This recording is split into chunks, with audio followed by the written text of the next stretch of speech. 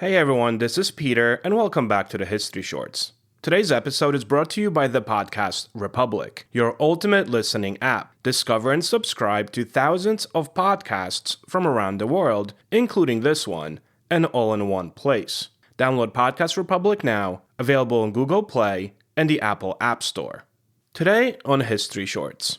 When the American Civil War erupted in April of 1861, it didn't just divide states, armies, and families. It divided the living memory of the presidency itself. For the first time in history, several former presidents were still alive to witness the nation's descent into civil war. John Quincy Adams, Martin Van Buren, Millard Fillmore, Franklin Pierce, and James Buchanan.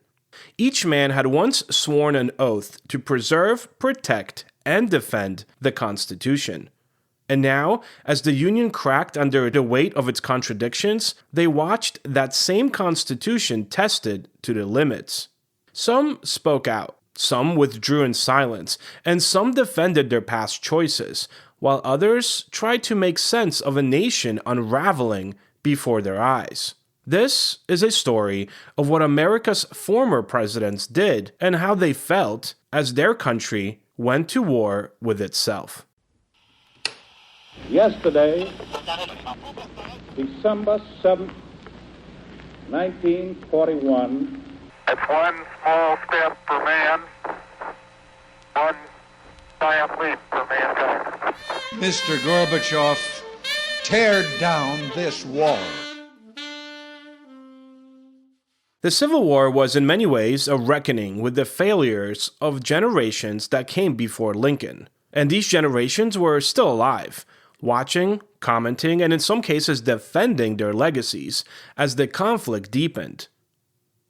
John Quincy Adams, the son of a founding father and president himself from 1925 to 1929, was well into his 70s when the war broke out.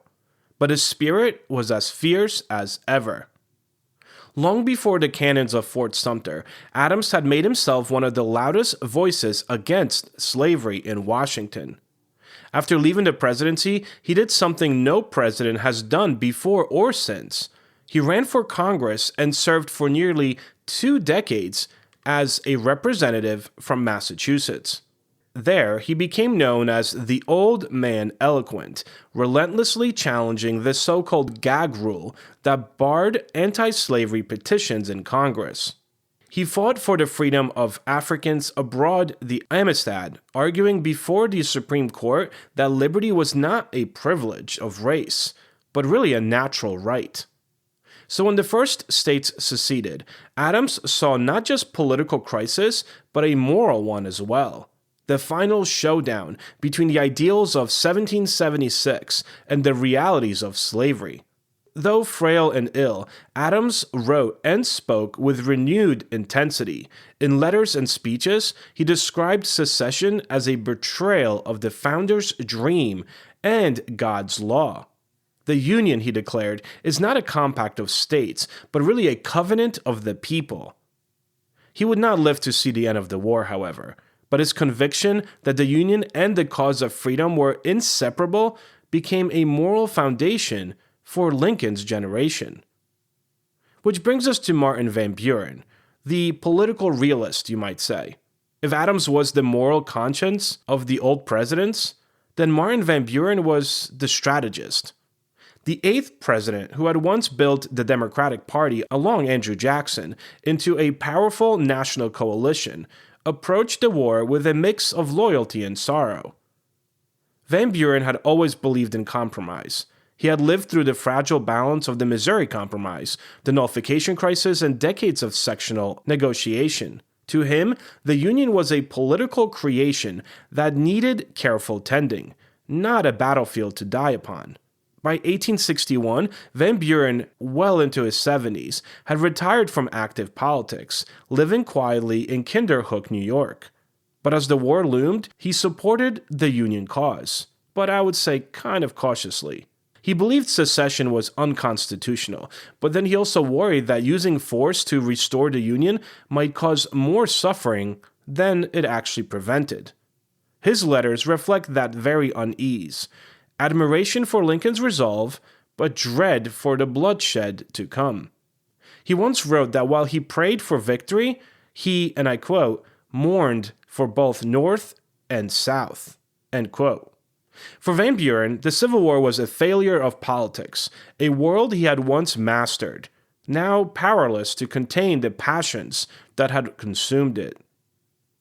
Which brings us to Millard Fillmore, the compromiser's burden, you might say.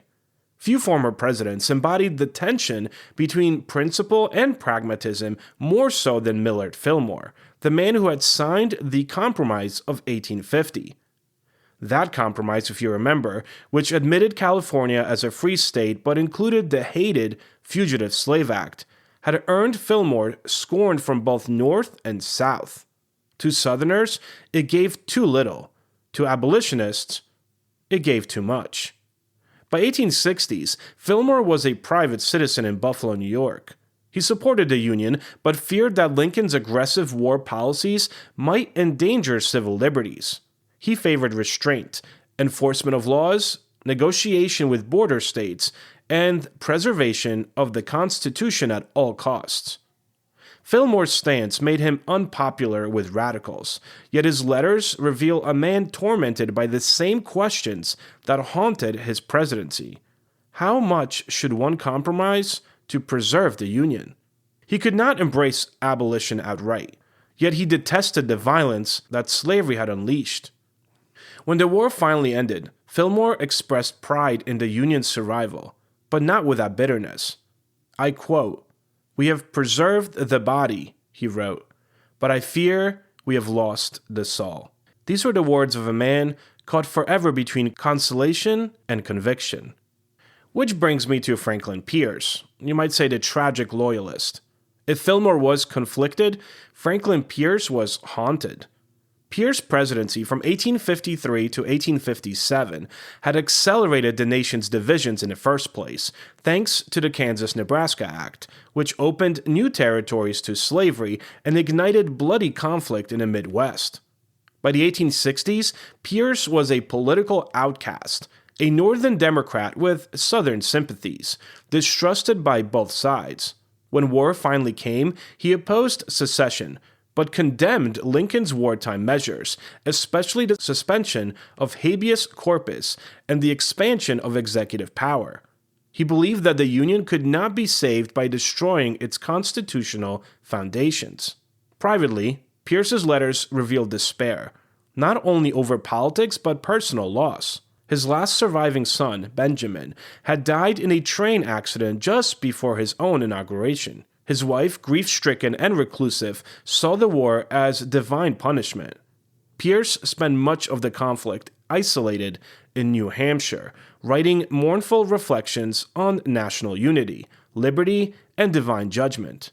I quote, "I have loved this union with all my heart," he wrote, "but I fear that it was built on sand." To many Northerners, he seemed a relic of a failed leadership. To history, he stands as a man undone by tragedy, both personal and political. And then there was James Buchanan, the man who handed Lincoln a nation already breaking apart. Few presidents in American history have been judged more harshly than Buchanan. When South Carolina seceded in December in 1860, Buchanan believed that he had no constitutional power to stop them. No state, he said, has a right to secede, but the federal government has no right to coerce it. That paralysis, his inability to act decisively, became his legacy. When the war began, Buchanan, now in retirement in Pennsylvania, tried to defend himself. In letters and pamphlets, he argued that any earlier military intervention would have provoked a wider rebellion. He saw himself as a man bound by law, not weakness. But the public saw it differently. To them, he was the president who had watched the fire ignite and did nothing to stop it. In later years, Buchanan grew reclusive, writing apologetic memoirs that sought to explain and then justify his own caution. He never stopped insisting that he had been right in principle, even if history judged him wrong in practice.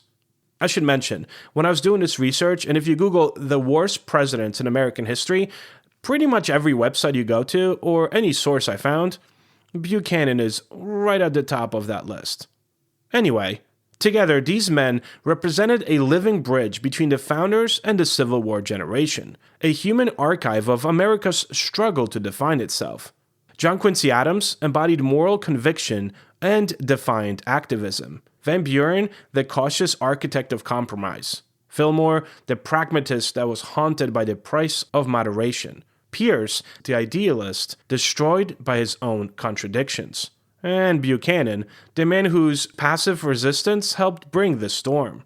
Each of them had helped shape the path that led to war, and each, in his own way, grappled with what it meant to see the nation they had led torn in two.